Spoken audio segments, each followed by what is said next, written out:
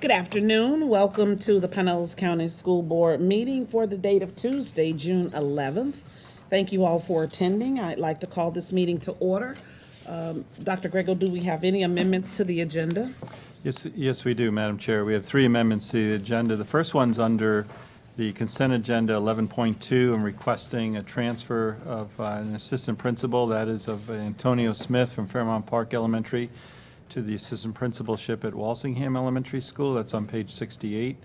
Also, I'd like to add two items as we've been interviewing as recently as this morning. I'd like to recommend the administrative appointment to the principalship of Bel Air Elementary School, that of Kelly Austin, who's currently the assistant principal at Ridgecrest Elementary School, and that's 11.8. 11.9, I'm requesting the board's approval of the administrative appointment of Mike McHugh as a principal of Forest Lakes Elementary School. He is currently the assistant principal at Forest Lakes Elementary School, and that's on page 80. That concludes the amendments. Thank you so very much. So regarding amendments to today's agenda, I find good cause to amend the agenda as described in detail by Dr. Grego, and I don't believe I need to recap or go over those three specific items. Thank you so much for that. Do we have an adoption of the agenda with the amendments? Move the adoption of the agenda as amended. Do we have a second? Second. All those in favor signify by saying aye. Aye. Do we have any that are opposed? Thank you. Today we have our invocation by Pastor Bob Martin from St. Paul United Methodist Church. Following that will be the Pledge of Allegiance from one of our very own, Ms. Mary Wyant. So if we could all stand, please.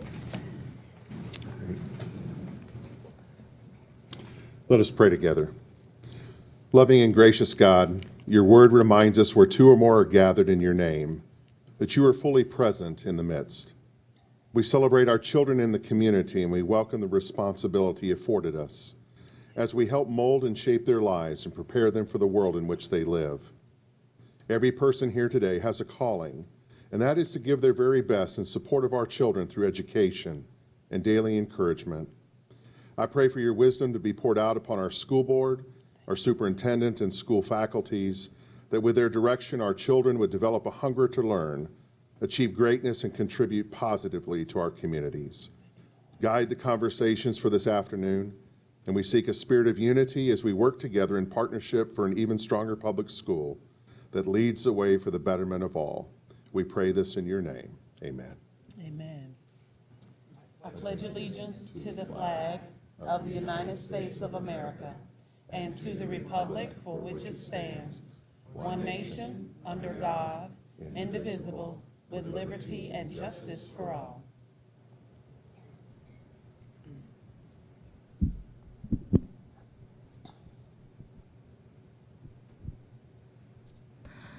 Oh, say, can you see by the dawn's early light what so proudly we hailed at the twilight's last gleaming, whose broad stripes and bright stars through the perilous fight o'er the ramparts we watched were so gallantly streaming, and the rockets wreaking, the bombs bursting in air, gave proof through the night that the flag was still there. Oh, say does that star-spangled banner yet wave o'er the land of the brave and the home of the brave?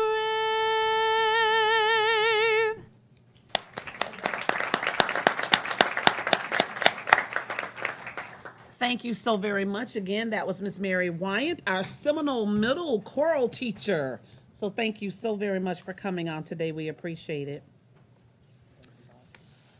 Thank you as well, Pastor Bob Martin. Did he already leave? From St. Paul Church. Thank you so much. We appreciate it.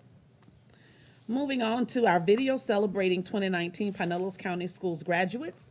The 2018-2019 school year has come to an end. And what a year it was. We are so proud of the accomplishments of all of our students, but we are especially proud of the students who graduated this year and are moving on to post-secondary education, military service, or to begin their career. Thank you so much to the thousands of parents, grandparents, extended family members, and friends who attended our graduation ceremonies to support their students and celebrate this milestone. I also want to take this time on behalf of the board and the leadership to thank all the teachers and staff who worked tirelessly preparing our students and organizing these events. Special shout out to Lori Matway, Rita Vasquez, and others. Let's watch a few highlights from this year's celebrations.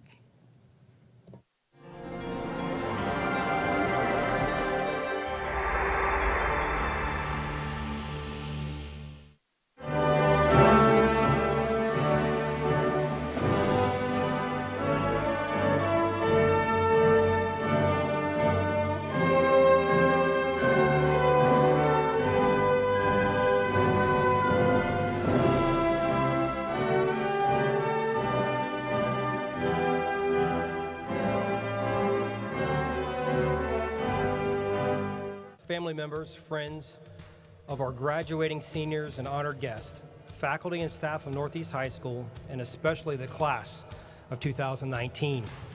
We are here today to recognize the achievements and the accomplishments of the class of 2019. We couldn't have done any of this, however, without the help of many special people. First and foremost, we are thankful for the incredible teachers and administrators that have supported us. Even though their tests and homework made us want to actually burst into tears a lot, like on a weekly basis, we are better because of them. When I say that getting here was hard work, it was not easy. High school has been a game changer for many of us. We live in a complex world surrounded by social pressures, those of which our parents never had faced. And those of you here to celebrate your son, your daughter, nephew, niece, or grandchild's graduation, understand that getting to this point of our lives took a tremendous amount of energy, commitment, and balance. We are Generation Z. We are resilient and willing to put up a fight. We are diverse and open-minded individuals who are looking to make the world a better place, not only for us, but for those who will follow after. Kyle Carter. Nicholas Cahigas. Jonathan Barton. Antoinette Taylor. Deja Waters. Alexander Armstrong. Aaliyah Dalton. Lori Beth Cruz. Diana Alvarez.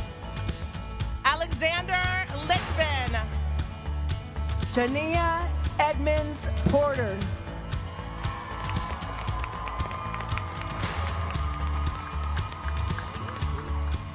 As you move on, graduates of 2019, to the next chapter of your life, and you face difficult times, adversity, and difficult losses, and you will. Remember, success is never final, and failure is never fatal. Keep moving forward to be the best that you can be. That's all you can do, and all you can do is enough. I believe firmly in that, and I believe in you. Many of you have started this journey you would believe when you entered in kindergarten. And many of you may think that the journey ends now.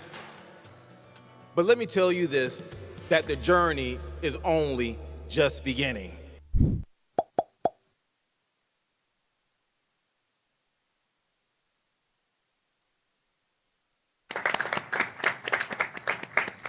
Congratulations to all of those graduates. Some of them, I know that we were like praying up until the moment they marched in for them, and they made it, and I'm so happy. And so now we're getting ready to start it all over again. So take your vitamins, everybody. Introduction of Professional and Community Organization Representatives by Lisa M. Wolf-Chason. I have to remember that. Our Public Information Officer. Hey. Madam Chair, members of the board, Dr. Grego, and staff, it is my pleasure to introduce the following representatives of community and professional organizations. Representing the Pinellas Educational Support Professionals Association, Nellie Henyes. With the Pinellas Classroom Teachers Association, Mike Gandolfo. Representing PCTA and PESPA as the new Executive Director, Joanne McCall.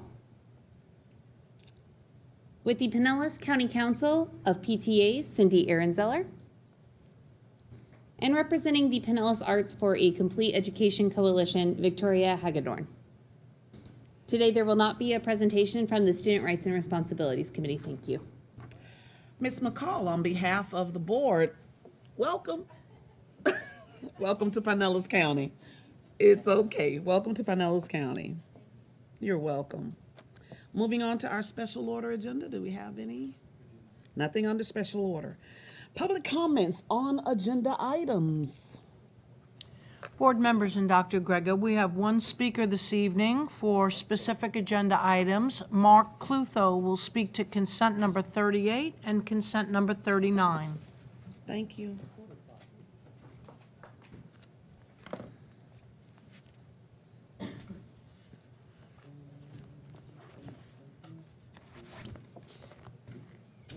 Mark Lutho Largo. Okay, here we go with 38. $3,119,000. And you say that this strategic direction, learning in a safe environment. So when you get finished with this one, how is this building going to be performing into the future? And like all your other buildings, is it going to be belching carbon and really providing for a safe environment? What'd that headline say? 415 parts of carbon. Unseen, never before. Yeah, it's going to be a safe environment. I don't think so. Nothing you're building is ever going to be a safe environment. As time goes on, it'll be less and less a safe environment. And then here's this Meadow Lawn Middle School. You say your strategic direction is effective and efficient use of resources. You have to fix the building envelope because of water intrusion. Oh, and I bet at the same time it's going to be a safe environment. I doubt that. So, what did you do wrong when you made this one? That you have this water intrusion.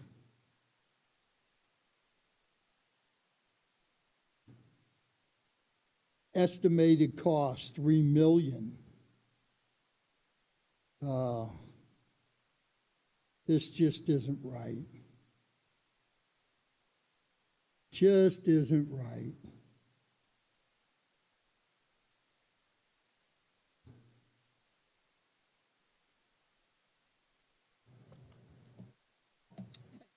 No other speakers. We'll move right on to unfinished business. Any unfinished business?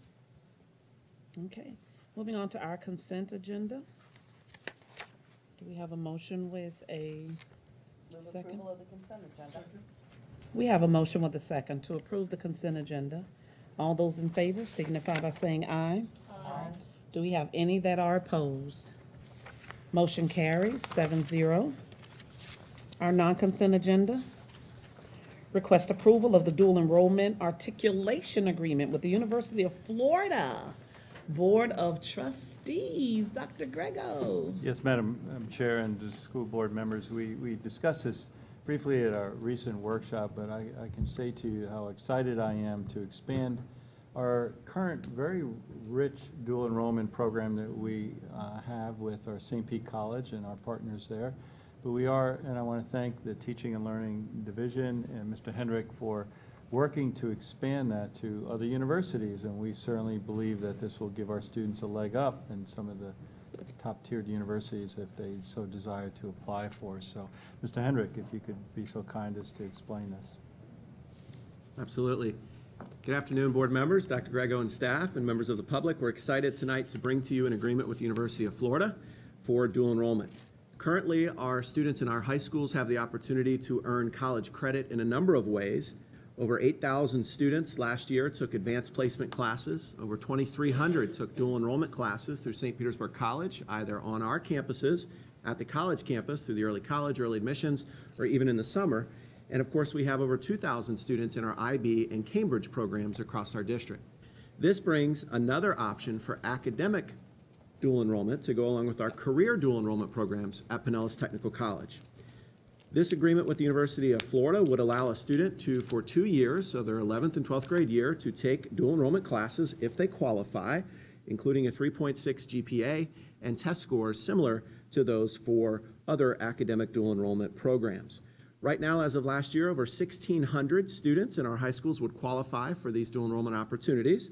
They'll be able to take the course online with the University of Florida and their professors free of charge. Pinellas County Schools will provide the tuition and the textbooks and resources necessary for those students. If you approve the agreement tonight, we will begin offering this to students and families this fall and advertising it, and they can start taking the classes in January of 2020. As Dr. Grego mentioned, we hope that it'll provide a leg up for our students as they apply for college across the country, and certainly at the University of Florida, where several hundred of our students go and attend every single year. We're excited to do this. We'd be the 11th school district in the state of Florida to have dual enrollment with the University of Florida, and we'll continue to look for accelerated and advanced options for our students in our high schools as well as in middle school and in elementary school. Madam Chair, I also want to add that we not look at this dual enrollment agreement as a separate entity, but rather a part of our larger Elevating Excellence that we're doing. In fact, this week we had Elevating Excellence activities where individuals from premier universities in the state and throughout the country working and discussing as part of Elevating Excellence. And this is another component of that, of truly giving our students an advantage, a leg up, an advantage to that post-secondary world. It's becoming so competitive that we want our students to relax about it, but really be well prepared for it. So thank you, Mr. Hendrick, for your leadership, and to this board for continuing to challenge us to look outside of what the norm is and do that. I also want to say that we are in discussions with the University of South Florida about the Tampa and St. Petersburg campus, because our students, we want them to have options. Yes. Thank you. Did you have this? Yeah, I have a question. What ratio or what elevations do you have to present your students that will go to the University of Florida? Or do you have juniors, seniors, and other people like that can be acquiring that they will be sufficient to do those works? So in order to qualify, they have to meet the qualifications that the university sets forth. So that's the academic grade point average and test scores. Okay. And the university uses similar ones to admit students as freshmen. And so they're saying, hey, if you have this GPA and you have this PSAT score or SAT or ACT score, then you likely will be successful in this freshman college course. We, of course, will help and support and monitor. Because once you take a college course, it is on your college transcript. It's not a high school course where you can go back and, oh, I'll do credit recovery later. It's there. So it's critical that students and families know when they enter, you are taking college coursework. It will become part of your college GPA. And when you apply for college, that goes with you. Well, would they be physically having to go to the University of Florida, or would they be doing it online? Everything is online, Okay. and including an orientation for the students to begin with. Okay, good. Fabulous. I think this is a absolutely wonderful opportunity. You're talking about a quite prestigious university that is difficult to get into. A lot of people apply, but not everybody will be able to get into. But I think this will give some of our students that additional leg up, having ascertained the 2-year degree, if you will, and so only having that 2 years. It also helps families financially when you're looking at the possibility of having to take out student loans and things of that nature to continue on, if UF is their choice to further their education. I am excited about expanding our reach. I've shared this with Dr. Grego because we have students that are going all over, not just the state of Florida, all over the world. And so we may not be able to do all of that, but I am excited about the selections and the opportunities and the choices that our students are getting. And Dr. Grego knows I also chatted with him, and he said he's going to have his eye out on it, looking at our historically black colleges and universities. If you looked, I sent him an article about FAMU, and they're standing for graduations as it relates to persons receiving their doctoral degrees. And in the School of Pharmacy and things of that nature. So I'm excited about pursuing those opportunities. Edward Waters College, Bethune-Cookman University, of course. So I'm just really excited about the opportunities and the things that we are doing for our students so that they can continue on in whatever direction they want to go. Not forgetting, Mr. Hahn, about Pinellas Technical College at all. At all. Couldn't do that without giving some props out there. So thank you so much. I think this is wonderful, and I'm looking forward to the vote and our students. We'd love to have maybe a report back, after the year in 2020, just to see how they're doing. Yeah. We will. Yeah. Yes. One last word on this is that I don't want the board or the public to think that these dual enrollment credits would only be honored at the University of Florida. Most universities will honor the University of Florida credit. That's not always the case with a community college or a 2-year school. Many times those credits are honored just at that, or unless the Common Course numbering system, another state college system. But I see that at the University of Florida, if that student decides to go to UNF or UCF, they too will, my venture, the credits will transfer. The credits will transfer. So. But it is a good university to partner with and to start that partnership with. And we will call the new Dean Watson at Florida A&M. She's over at FAM. And formulate that relationship and let her have an opportunity to get settled there as a new dean. Very excited about working with her at Florida A&M. So we will establish that relationship. Yep. And thank you for the email and text you provided with that. Yes. I also have another question, if I may. How are we going to be funding this this education process? So dual enrollment funding, whether it's with the University of Florida, St. Petersburg College, our own technical college, we receive FTE for that. And then since they are providing the instruction, we pay their tuition. Okay. And the tuition's included in the agenda item. That's consistent with what we do at St. Petersburg College. Okay, good. For dual enrollment that we do on our own campuses, Right. we pay the instructor and we don't pay tuition to the college. Okay, good, thanks. So do we have a motion? A motion? Do we have a second? Second. Thank you. It's been moved and seconded for the approval of this item. All those in favor signify by saying aye. Aye. Motion passes unanimously with a 7-0 vote. Thank you so much again, and I look forward to more coming in our direction related to this. So now we have items introduced by the superintendent. Dr. Grego, what do you have? Madam Chair and school board members, I know that there's a feeling that the school year has ended, but let me say to you, today was just our first began. day of summer bridge, so we have been really very, very busy since the last day of school. Today was the first day of summer bridge. We were very excited. We had just under 7,000 elementary school students show up for the very first day. This number will grow. We had over 9,000 registered, so that's the largest we've experienced in some years. But we also are seeing the right students show up and be tapped to come to the Summer Bridge program. We have many exciting things in Summer Bridge. We have some field trips to the Marine Aquarium, the Museum of Fine Arts, and some zoos. We also, it's a 6-week program that really will focus on reading comprehension, mathematics, and science. I just want to remind the board that those are the 3 areas that we focus intensely on throughout the summer. So we are going to be opening, we have opened all of our middle schools and high schools. As you know, that runs a little bit differently with credit recovery. We have driver education. We have a lot of things that Al Bennett's doing. So it's an extremely busy summer. We've done tremendous amounts of training each and every day, and I want to go through a couple with you. But first things first, I want to share with you some updated news. Right before the board meeting, I got a call from the Florida Department of Education. Governor DeSantis would wish to come into our district to maybe possibly have a signing of House Bill 7071, which I'm enthused about because that's a workforce education bill, a lot with career technical education.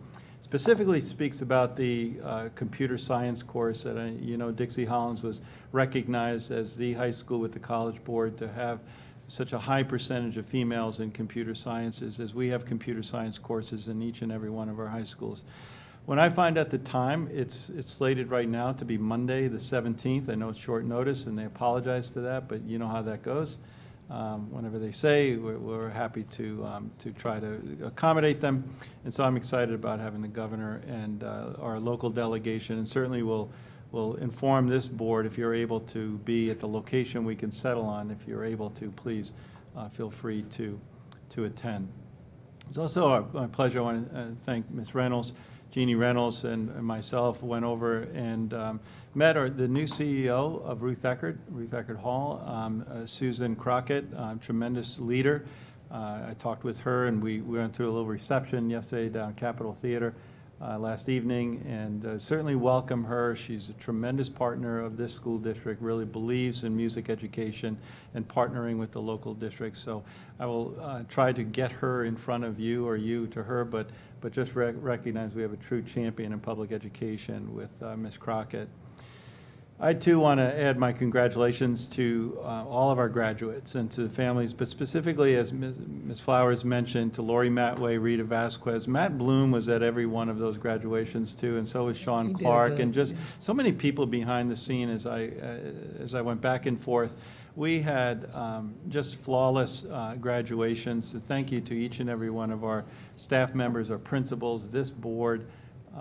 Really went off without a hitch, each and every one of our graduations. And we had tens of thousands of people tuning in on the YouTube channel. This was the first year we did the live streaming, and very successful. And we'll continue to do that. As I mentioned to you, our Summer Reading Challenge with Summer Bridge is a lot of things that are happening alongside it. The Summer Reading Challenge, I want as many people, and we're advertising this to as many people as possible on our website, pcsb.org/summer reading. And it's a reading challenge for all grade levels, all the materials, and we are advertising this to each and every one of our parents over the summer, and we'll continue to do so. I want to thank Dr. Brinson as he's doing a middle school college planning boot camp. He's doing the middle school. He's going to be doing it also for high schools, and just a really great way to get young men and women together to talk about post-secondary education. He had a very successful middle school one, grades 6 through 8, with college planning process with parents also.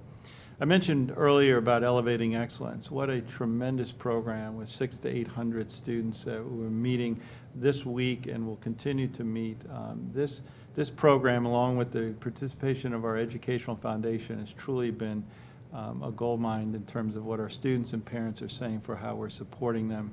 In addition to that, thanks to our student services and Dr. Brim in particular, but the summer parent academies, these are video series now through strategic partnerships that we're running out, and people can watch these things by category instead of always having to go to a school, go to a Saturday event, go to a morning event. It's not that we're eliminating those entirely, but we're trying to provide this information in ways that parents can easily access it, learn about it, and more of our world is becoming those 30-second YouTube snippets, and we're learning as we need to learn. So it's another form. We're seeing it was really working very successfully also. We have already, in the 4 or 5 days that we didn't have school, from the time we ended to the time we started Summer Bridge, we had a complete job fair on June 4th. At Countryside High School, we had about 300 participants, in which on the spot we hired 92 wonderful teachers. Some we had pre-contract binders, some of our student teachers. Again, that connection with the university, state college system, and our school district. But that doesn't mean the others are for naught. We're continuing up. We're still having multiple interviews, but that was a high percentage of on-the-spot, on-the-campus hires there. So thank you to Paula Texel and to the whole talent acquisition team for working so hard to put that on. We also had our third, believe it or not, we started the Learning in a Safe Environment. We started this full-day training with our school administrators, SROs, school security officers, and everyone else. This is our third year already, and we were also at Countryside High School with 450 district staff administrators, and we invited teacher leaders. It was so important that every school brought 2 teacher leaders, so that there were multiple voices that were at that, and also to bring back the safety plan to their schools so more people can have a buy-in and understanding of what it takes. We also began our mental health training this past week with more than 600 staff members in the initial training. Thank you to Donna Sicilian and her entire staff and what she's doing there with the mental health first aid. And we're also rolling out a lot of administrative and equity training this week and next week. We have ESET 2 training happening in July, and we're going to place as many of these things on your calendar. So if you can make some of them, even if it's for a few minutes, we certainly want to welcome. I'm not sure there's a day in the summer, it might be July 4th, where we don't have something scheduled, and I know that's a tight summer. We are preparing for an outstanding opening of this next school year, and that includes all aspects, even that of facility construction. Excavation is underway. We met with some folks, Mr. Carter today, and we're tearing up the track at St. Pete High School. That's fully underway, the whole football field, track renovations, as well as the school. And thank you for going to the ribbon, not the shovel, the dirt thing, not the ribbon cutting. The ribbon cutting is when we're done. We are not done at that school. The dirt shovel, the shovel. But we have multiple maintenance projects over the summer, and that's one of the main reasons why sometimes we don't have a summer bridge program at the schools. We have HVAC, roofing, renovation projects. We have just over 3 dozen schools that we're impacting in that way. So there's a lot going on over the next 8 weeks to get schools ready. Lisa Nelson Elementary renovations are coming to completion. If you're by that school, please feel free to drop in. We're finishing up with the shrubs and landscaping of that school. And construction, as you know, at Tarpon Springs High School, Melrose Elementary, and Pinellas Park Middle School are progressing, and they are on schedule. So we're real pleased with the number of things that are going on. I sent you a news briefing, and it's the first time we've really seen one another, and I think we had a short workshop on this, but thank you to all of our elementary teachers.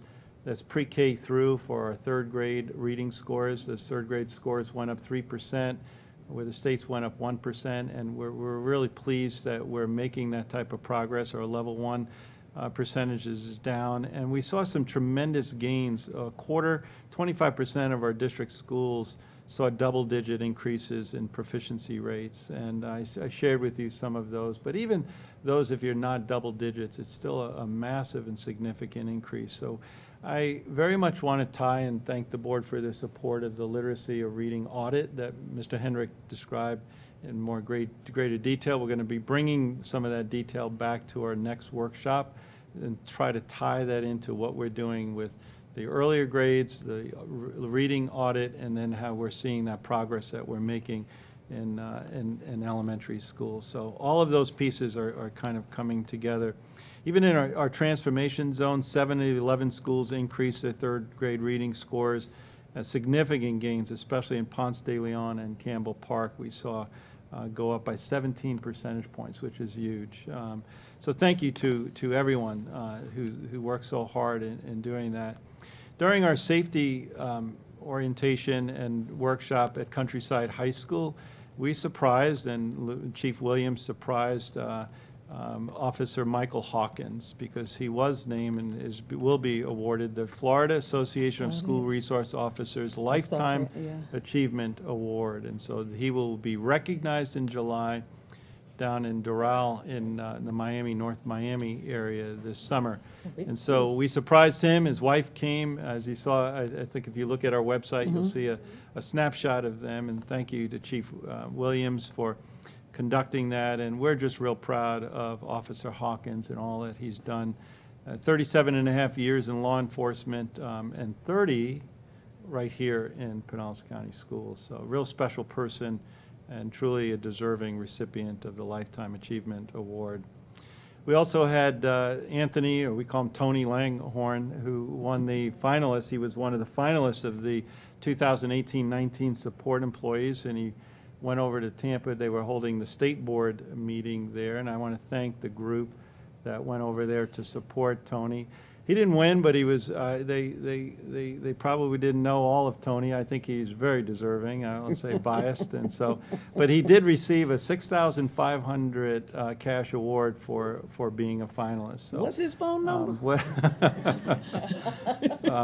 So I'm just real proud of him. He does so much to work with our parents in the transportation department. That's not an easy job or place or to satisfy everybody. The calls that he gets sometimes are the ones that really need that tender loving care, and so we want to thank him. I want to thank St. Pete College and the Elite Educator Program. We had 4 of our graduates come over here. We met right in this area and just congratulated them. We have a pre-contract binder for them. They went through that program. That board members, if you remember, we partnered with St. Pete College years ago to establish a much more defined reading, math, science, special education, English language learners curriculum, and the college took hold of it. And so we're happy to welcome them into our family at Pinellas County School District in terms of coming here. The parents were here. They were very proud. It was like a graduation, but I even think, and we provided them a check for $1,500 for their supplement check, but $1,500 for their student teaching experience because they went through the Elite Educator Program. Best recruitment dollars we'll ever spend because those are 4 outstanding teachers that will be in our schools starting the fall. I will continue to keep you up to date in terms of our progress, in terms of opening up the school year. I know that you have your conference with Florida School Board Association. I will be meeting with superintendents this Thursday in Tampa, and I look forward to seeing you there if not before. Thank you, Madam Chair. You're welcome, sir. I have just a couple of things. I don't see a light. The first is I'm not going to be able to make the conference. So, Eileen, are you going to be able to go to the Legislative Affairs Committee meeting tomorrow? Thank you. I appreciate that. Okay, great. I'm not going to be able to make the conference. So, I think the conversations over there will be very interesting based on all of the bills that have been signed, to include some things that just popped up today that the governor has done. So I am excited, Dr. Grego, about the governor coming to our district and seeing our wonderful program that we have related to technical trades. I know that one of the things that he's pushing is going back into that community, making sure that individuals know and realize that there are options when it comes to their education. I think he'll find that our district is doing a very good job in offering technical trades as an alternative if someone selects not to go to a 4-year institute, military, what have you. So I'm excited about that and hope I can make that event. Ephraim Sykes, our very own, did not win the Tony Awards, but we still celebrate him because he did a wonderful job. His opening performance on the stage was absolutely wonderful. His father, Reverend Sykes, and his mom was there with him. So we should all share in the excitement for him to be so new in the industry and to even be nominated for a Tony Award is just phenomenal. So his time will come, and I know he will most certainly succeed. Talk about spending good money. South Ward Elementary School that we worked out an arrangement and an agreement with the Historical Society opens tomorrow. So if you have a moment, I think it's 6 or 6:30 in the evening, they'll have their opening ceremony. Please stop by. I think it's really good that we worked with them, formed that relationship and partnership, and what that brings to the community. So I'm excited about that part. Summertime is always great. I think we're doing a wonderful job with our summer bridge that's helping our students retain and not lose some of their learning experiences during the summer. We have our reading book bus that travels all over, and when that stops, the kids love it because they get to go on, have their bean bags and whatnot, but they also get to select books that they get to keep and read. And I've gotten real good positive feedback, even from parents, about having that mobile. Now, here's the question. I did get some Facebook requests asking if we visit Head Start centers and whether or not Head Start children are able to take advantage of visiting the bus. I said if it's in the area, I don't know, I can't see why the children wouldn't be able to go on and take advantage if there's a VPK book, but if we could maybe think about that, look at that, or see how that would work, especially when you're talking about in the Ridgecrest area with the large Head Start contingency there, then Jordan Park with that large contingency. So we want to make sure all children have that ability, and we want them to be school ready. So what a wonderful way to do that. There's another organization called Bees Learning. The young lady that's over that program, her name is Leah. She gave me a call, and we had a chance to talk. I've seen her Bees book bus. She partnered with Campbell Park Elementary, and they're doing a really good job. And so I just thanked her for the work that she's doing, along with her volunteers, because I think that every little bit helps, you guys. Any organization that's doing something that they're using programs, processes, and protocols that have some exponential value. But I really, I thank all of them because we could never do enough for our students over the summer. So when they come back to school, they're just as excited and ready to learn. I want to thank all of the staff, area superintendents, everybody who's sitting in on these interviews. We're trying to make sure we're getting the schools completely staffed prior to the start of school, because we know that parents get all antsy if school opens the first day and their child has a substitute. So, thank you all for that. And the last thing I want to say is, yes, Pat, I'm going to show it. Pat Wright was honored as one of the first ladies by the Dr. Carter G. Woodson African American Museum. And a good portion of staff came out to support her. And so here's her picture with the other first ladies that were noted here. And I mean, these were some high profile ladies. So she gets to join a hardworking group of young ladies. And so I just wanted to show this. Thank you so much, Dr. Carr, for bringing the magazine. Someone sent me the title and said they sent me a magazine, but Ms. Carr brought me one. So I have this to keep and to share. But congratulations again. It just shows that persons outside in the community, they are recognizing the hard work of staff. And not just Pat, just many other people have been recognized. But anyway, I just showed the little magazine because I'm embarrassing her on today. Oh yeah, the other picture's me. Hey. But I wanted to shine the light on Miss Pat Wright because this is her moment to shine. And I want to say to Mr. Hunt, I have had a number of conversations with individuals who we've made sure they've gotten their applications to sign up for courses at Pinellas Technical College. So I'm excited about that because, they were on the fence about their finances, and rather than wait and just work for a year, then try to go to a 4-year college, they said, you know what? I want to learn more. So I'm excited about that. They're asking, hip hip hooray, you'll see them over there. And I told them I'm going to come and make sure they're there for the first day of class. So thank you all so very much for doing that. I'm just excited about the potential that we have within our district. I think we're working hard, and hopefully other organizations will see that we are working hard and we continue. Every time the state raises the bar, we are meeting and exceeding that level. And I really appreciate everybody's support and assistance in doing that. That's all I have. Any other comments by anyone? I do have a comment, and actually the Pinellas Park High School School Board recognition for all students was very welcoming, and I made an appearance there, and everybody was excited, and everybody was happy, and we had little children, and we had middle schoolers, and we had high schoolers, and especially I'd like to give a nice warm welcome to you, Joanne McCall, and welcome you to the leadership role that you have, okay? Viola Davis Recognition Award Ceremony, that's going to be a very significant part of what we're doing here for increasing the African American the students that are in the schools. Clearwater P-Tech of campus for a breakfast.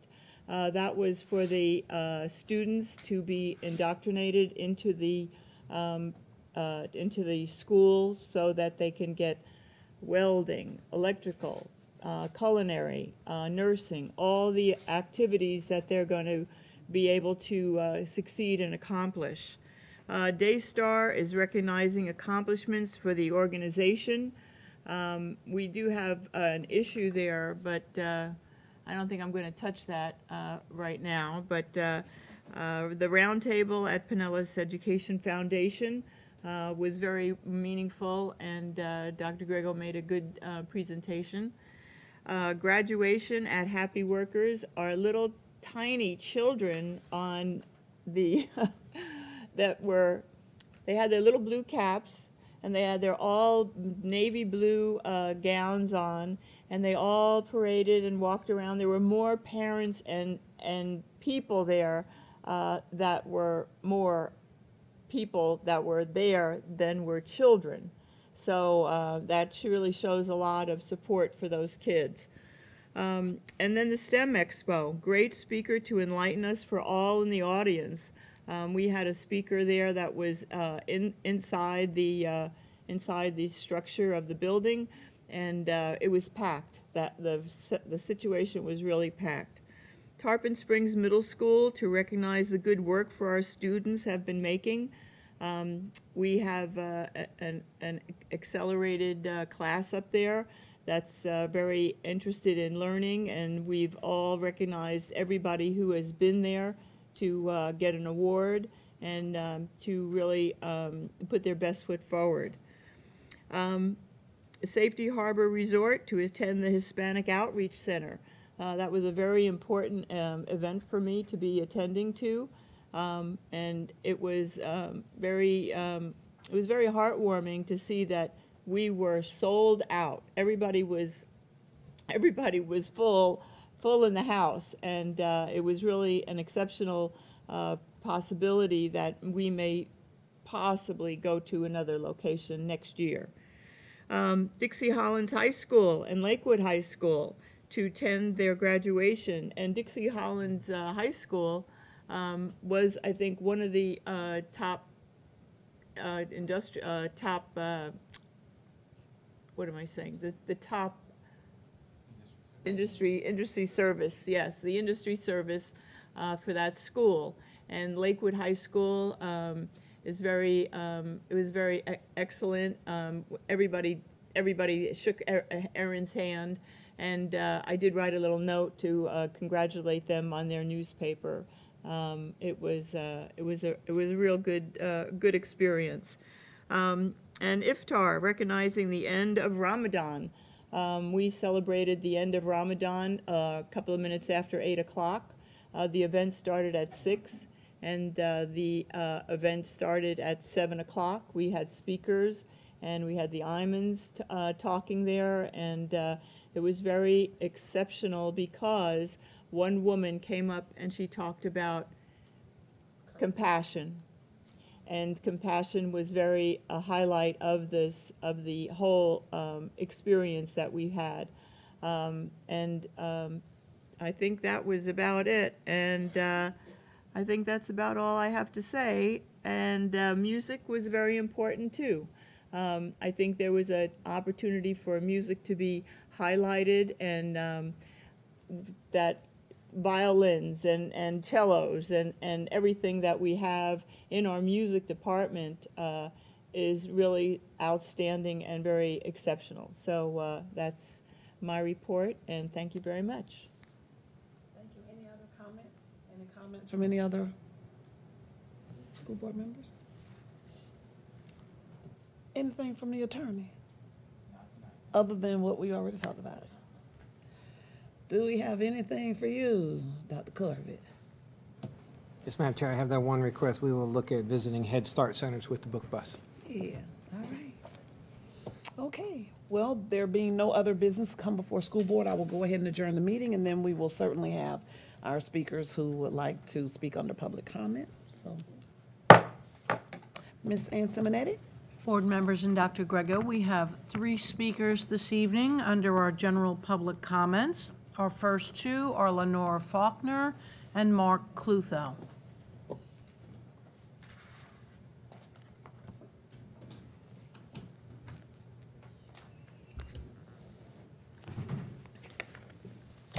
Good evening, Ms. Flowers and honorable school board members. I am Lenore Faulkner, Florida professional educator for 52 years. Steve Spurrier is the alpha of my class at the University of Florida. I am the omega. I earned the least, $418,000 for 20 years. And when I got sick, my cancer cost $250,000. And while I was teaching, I was out of school so many days because of my severe allergies. I couldn't breathe through my nose for many years. So it didn't pay me to teach. I'm very healthy now. Our career source gentleman's earnings was $400,000 a year. So just think about that. Serving Hillsborough and Pinellas in his own unique brand of service. He even designed a charter school at the Science Center. Mr. Kapersky and Mr. Wolf helped me retrieve the documents. I have them at my house. It's quite interesting. I think it's 400 pages. I collect documents. Those are priceless. That is my first example of 21st century reform schools. When I was born at the U.S. Naval Academy, I never thought it would come to this. My dad fought as a World War II Hellcat fighter pilot for education excellence, and I have not seen very much of it lately. We have been concerned about Education Bill 7069. To put it in perspective, the author of the bill is now your Secretary of Education of the state of Florida. Do we know who is financing all these charter schools? It is especially important for personal learning. Who's actually teaching our precious children? Every charter school should be given a VAM, just like the teachers, value-added model. 5 stars or 5 scars. We can think about this by grading Michigan State University. Grade their doctor, 5 stars or 5 scars. Grade their first president, 5 stars or 5 scars. Grade their second president, 5 stars or 5 scars. I do many things. My son has been a patient at the Tampa VA for 20 years. I go over there 5 days a week. I belong to the Polytrauma Family Support Group for 15 years. I have been mentoring a traumatic brain injury patient for 3 years. He's graduating from graduate school with a 3.97 grade point average. God bless you. Thank you so much. Thank you. Next speaker, please.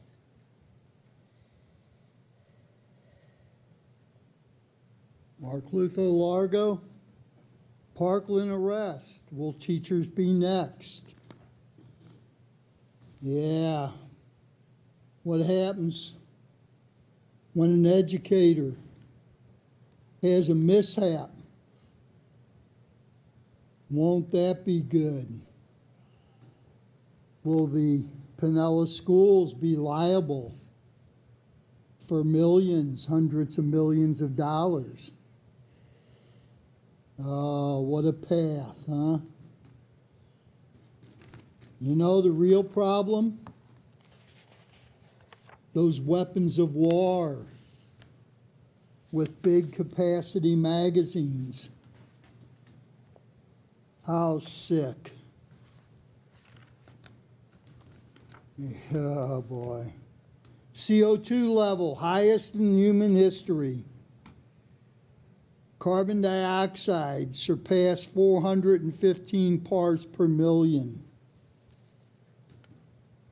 Oh, and your schools, they're helping that so well along. And then here's this headline, we're in trouble. A UN report warns that humans are threatening their own futures by accelerating the extinction of over 1 million species.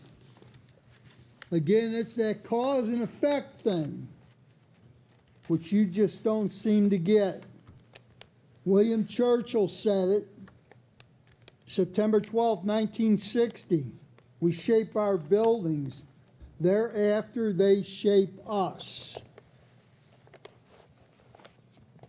And you continue to make these sick, stupid buildings instead of the high-performance, passive solar designs that don't belch the carbon. And here it is, another day with nearly 100-degree heat index, and you're wearing coats. Now, how stupid is that?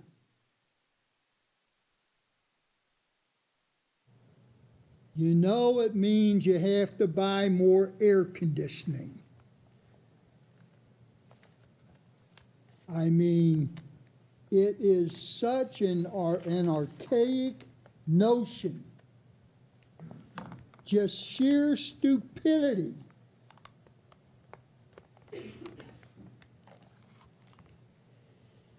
The future is dim, very dim. Our final speaker this evening is Mike Gandolfo.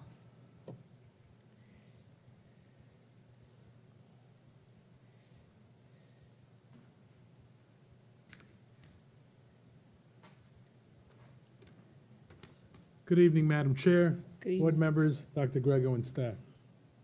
People will say that in a right-to-work state, no one has job security, so why should educators?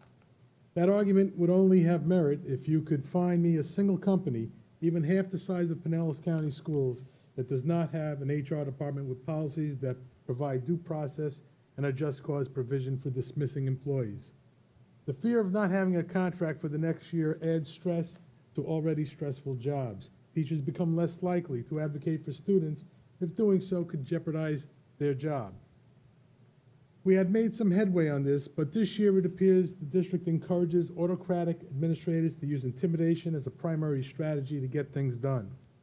Educators have been sent to the Office of Professional Standards on unfounded accusations and minor infractions that should be addressed with a conversation.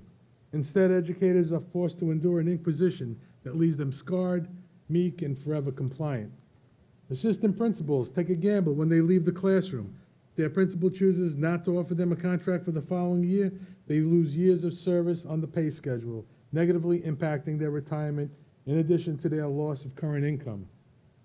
An AP at Meadowlawn Middle School was recently recognized by the Florida Association for School Administrators as Administrator of the Year. She was non-renewed after 28 years of service to Pinellas County Schools. She is not alone. APs are the workhorses in many of our schools and are in some cases treated as if no employment laws pertain to them. The message in Pinellas is clear. We do not collaborate, we dictate. We do not appreciate, we decimate. Our employees will do what they are told, how they are told to do it, as opposed to being professional educators with the academic freedom to provide students with a love of learning. Our pay scale demonstrates a clear preference for new teachers over veteran professional educators. With a teacher shortage that will impact our ability to have a certified teacher in every classroom, we should not be disrespecting our current employees by saving open positions for new hires at a job fair. Current employees should be placed before new hires. Our employees should have legitimate opportunities for transfer and should not be ignored in favor of new blood. 95 professional educators and 63 educational support professionals are spending their summer worrying about where and if they will be employed. Hillsborough has twice as many teachers and only half as many non-renewals. We are the largest employer in Pinellas. I suggest that we act like it and start valuing our human resources before they realize that the private industry will. Thank you.